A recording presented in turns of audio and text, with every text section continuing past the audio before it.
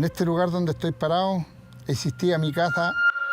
Aquí está mi esposa, Juana Andrade, y Abraham Alfonso Sosa. Son las 10 de la mañana del lunes 3 de mayo de 1993. Llueve sobre la región metropolitana y la quebrada de Macul se desborda con una fuerza mortal sobre Santiago.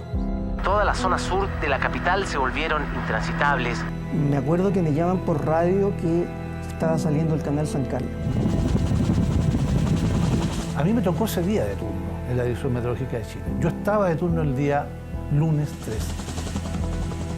La quebrada sí ha llevado las tres poblaciones: El Esfuerzo, El Progreso y el Fernando Domínguez. Empezamos a saber de personas muertas. No supimos ese día la cantidad, fueron, si mal no recuerdo, fueron 25 o 26 personas las que murieron. Estaba mi señora y mi hijo más chiquitito, Abraham.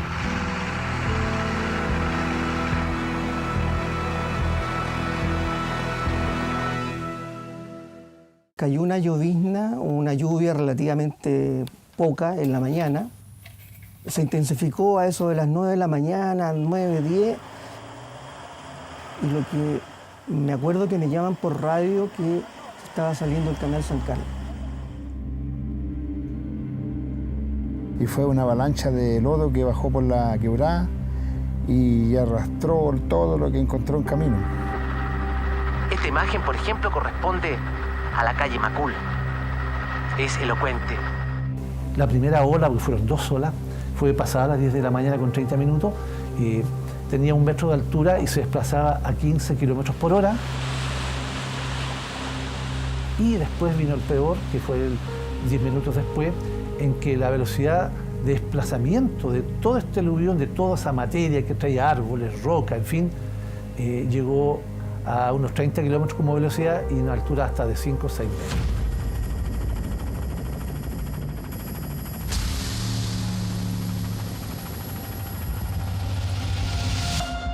A mí me tocó ese día de turno en la Dirección Meteorológica de Chile. Yo estaba de turno el día lunes 3. Hay que considerar que, por ejemplo, a las 8 de la mañana del día lunes, ¿ya?, se habían acumulado apenas 12 milímetros.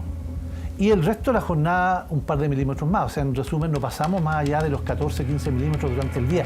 En ese evento, precipitación. Poco antes del mediodía, una aluvión inundó la Reina de Ñuñoa. Estas imágenes corresponden a la avenida Irarrázaval, la que en toda su extensión mostraba un panorama similar. En cosa de 20 minutos que Santiago empezó a hacer agua por todas partes. Sobre todo nosotros teníamos la intención, la intuición de que era en el sector de Peñalolén, en la Florida.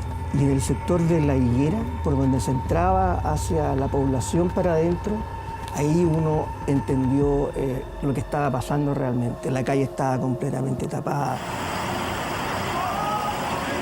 Esta es la población La Higuera, en la quebrada de Macul. El incesante trabajo que debió desplegar la Fuerza Aérea, Carabineros, con equipos aéreos, no bastaron para que sus pobladores pudieran rescatar parte de sus pertenencias. Esta es una residencia de la población Fernando Domínguez. Hoy su living está convertido en un ramal más del canal Las Perdices.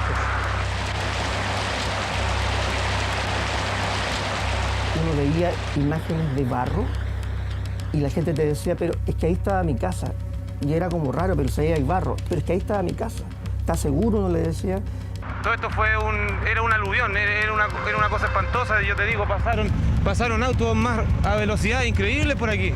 Y ahí me meto para dentro de la casa, me voy a cerrar la puerta y digo que venía todo abajo, roca, todo, árboles, todo. Auto, se siguió todo. Lo que yo me acuerdo es que había muchas piedras grandes, muchos bolones grandes, unas rocas. O sea, la gente decía, esto es culpa del señor que tiene más arriba un decantadero de piedras donde hacían materiales de construcción. Y esto es todo solamente culpa del señor dueño de ese Petrios que tiene arriba, que es Petrios Quilín. Era una faja de lodo pareja, pero tú no te lograbas imaginar que ahí habían habido casas.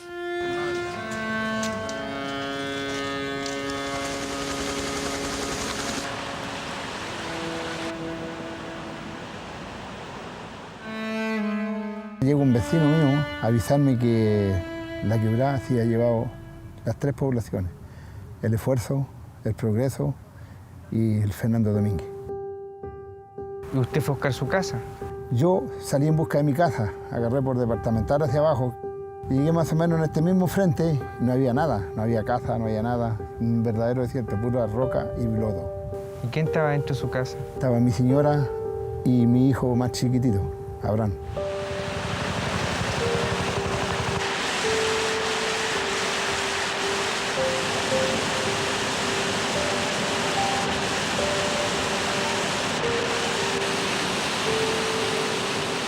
Y ahí empezó lo más cruel de mi vida, empezar a buscar esos seres queridos que realmente no sabía dónde estaban. Juan Carlos recuerda cada minuto de aquel 3 de mayo de 1993. Su casa desapareció con su esposa y su niño de 6 años. Cristóbal fue uno de los primeros periodistas en llegar al desborde de la quebrada de Macul. Iván estaba de turno en la dirección meteorológica y Jorge Burgos tuvo que enfrentar la emergencia a nombre del Ministerio del Interior. La periodista Lorena Monsalve, quien se encuentra en el sector Tobalaba departamental. Junto a nosotros se encuentra el jefe de gabinete del Ministerio del Interior, don Jorge Burgos, quien ha estado efectuando un recorrido por este sector. Don Jorge, ¿cuál es el balance? Era jefe de gabinete de Enrique Kraus. En fin, había mucho desorden, mucha poca claridad de lo que había pasado. Había menos comunicaciones, menos datos. Era un país mucho más artesanal, mucho más pobre. Desde el aire, Santiago presentaba un aspecto verdaderamente desolador. Así se veía hoy Santiago desde el aire. Imposible describir con certeza los múltiples problemas y alcances ocasionados por el agua. Pero todo el sector nororiente de Santiago, La Reina, incluso Las Condes, toda la precordillera nororiente sufrió los estragos. Se salió el canal San Carlos, y Irarrázaval con Pedro de Valdivia, había locales inundados con el agua de la cordillera. Sí.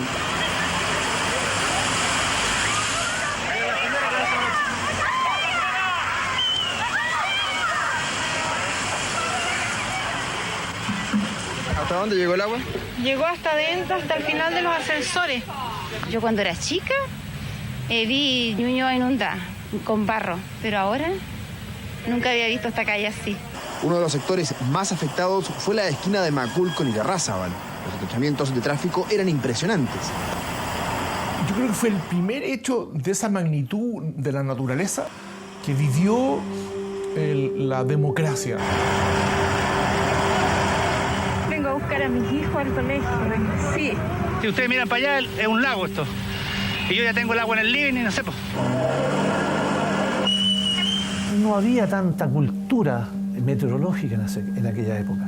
Sin embargo, mi colega, a la entrega del turno, nos comentó la isoterma cero alta y es más, emitió un comunicado a la ONEMI de la época. ONEMI en ese tiempo era una oficina con mucho menos dientes que la actual. Como recordábamos, yo creo que ONEMI tiene un salto cualitativo a partir de este hecho. La ONEMI en aquella época no tenía especialistas en meteorología. Tal vez no se entendió. Las autoridades del Ministerio del Interior hicieron un último balance sobre las trágicas consecuencias del aluvión que afectó a diversas comunas del sector suroriente de Santiago. Desde el Palacio de la Moneda nos informa la periodista Patricia Espejo. Patricia, buenas noches. Buenas noches, Bernardo. Hace más o menos media hora el subsecretario del Interior, Belisario Velasco, hizo un completo informe de lo que había sido este temporal, no solo aquí en la región metropolitana. Se produjo una luz de lodo, piedras y otros materiales, lo que se considera la causa de la emergencia. En el sector del Cajón del Maipo, que si bien no registró desbordes, esta espectacular imagen nos muestra a 2 viviendas que quedaron de esta forma luego de la crecida y desprendimientos de tierra. ¿Cuál es la cifra de víctimas fatales que se baraja hasta este momento? Por el momento, según los datos oficiales de ingreso al Instituto Médico Legal, la cifra es de 9 personas. Empezamos a saber de personas muertas.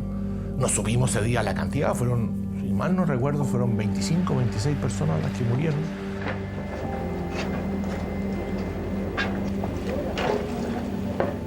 Como suele ocurrir, desgraciadamente, que más perjudicados fueron los más vulnerables que vivían en el sector de la comuna. Encontramos a la mamá, no encontramos a nuestra gente. ¿Ustedes desde qué hora que están aquí esperando noticias? Nosotros estamos de la 1:30 acá. Se han perdido toda mi familia, no aparece. ¿Desde qué hora que no tiene noticias de ellos? De que saliera, de lo que he llegado hace como más de una hora. Y de ahí, de ese día, yo empecé a buscarle los albergues, postas, hospitales. Un hermano encontró a mi señora aquí un poco más abajo, en un terreno que era en zona agrícola. Para mí era doloroso perder mi mujer, mi hijo, quedar a brazos cruzados, sin casa, sin nadie, quedar con 3 hijos a la cola, seguir luchando en la vida. Se vio la masa nomás venir con piedra, con rama.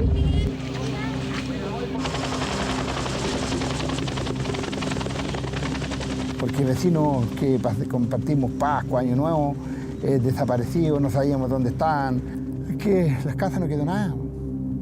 O sea, los que alcanzaron a protegerse, se protegieron en los techos que quedaron sepultados en el lodo. Los helicópteros sacaron mucha gente. La maniobra era muy complicada. Yo, de hecho, estuve en un helicóptero, nos acercamos a un lugar y con toda la buena intención, pero el helicóptero bajó y volaron las latas de zinc.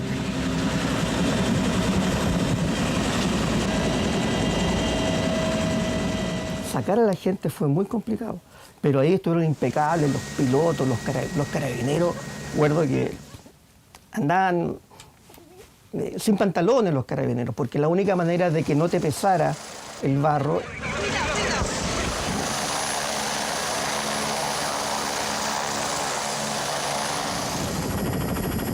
Motivaron al presidente Elwin a visitar el sector. Allí vio con sus propios ojos la realidad que invade el sector suroriente y anunció que durante la mañana firmó un decreto para la compra de terrenos donde serán construidas 2.000 viviendas para quienes perdieron absolutamente todo. Por supuesto que duelen y duele ver gente sufriendo. Probablemente aquí vamos a tener que hacer reasignaciones importantes de recursos. Y esa iglesia que hay abajo acá, que salvó personas que pasaron por el agua y quedaron enredados dentro de la iglesia. Yo me acuerdo que llegamos a una iglesia y la gente que estaba aislada en la iglesia pasaba a través del agua.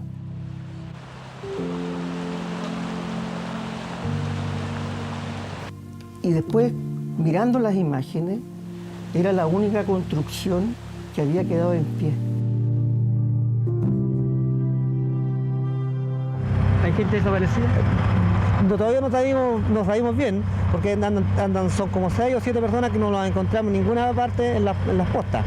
No sé qué hacer. Yo busco a mi hermana, la Raquel, se perdió y no se sabe nada de ella. Pero la naturaleza no tuvo contemplación, se llevó las casas y las vidas de 3 poblaciones del sector La Higuera. Fueron 26 las víctimas de una de las peores tragedias de Santiago.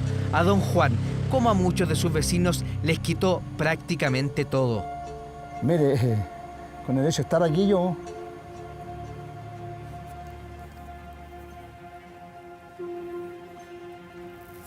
es difícil, porque los seres se van y lo que más quiere, pero bajo ese ser quedaron semillas. Yo a cambio de 2 vidas recibí un departamento. Jamás en la historia había visto que tenía que morirse 2 personas para poder recibir una vivienda. Y como si fuera un doble castigo se abatió sobre los sectores más pobres, los cercanos a la precordillera, en el sector de Tobalaba, Lo Hermida, Peñalolén y La Florida.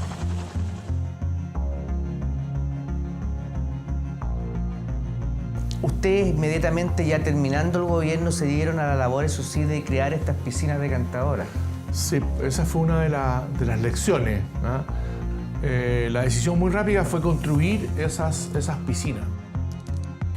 En aquella época que yo estuve presente, creo que lo que nos provocó a nosotros fue explicar mejor lo que era el sistema cero.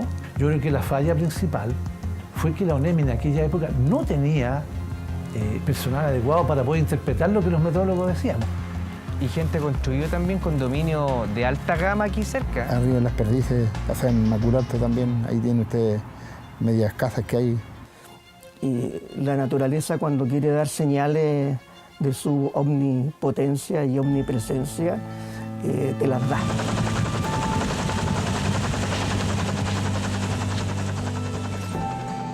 Este memorial no solo recuerda a los familiares de don Juan, sino que a 23 personas más. En total fallecieron 26, pero 3 cuerpos nunca lograron ser identificados. Este memorial está a un costado de la iglesia, que gracias a aporte de los vecinos se transformó en un centro cultural, que hoy recuerda una de las peores tragedias de la región metropolitana.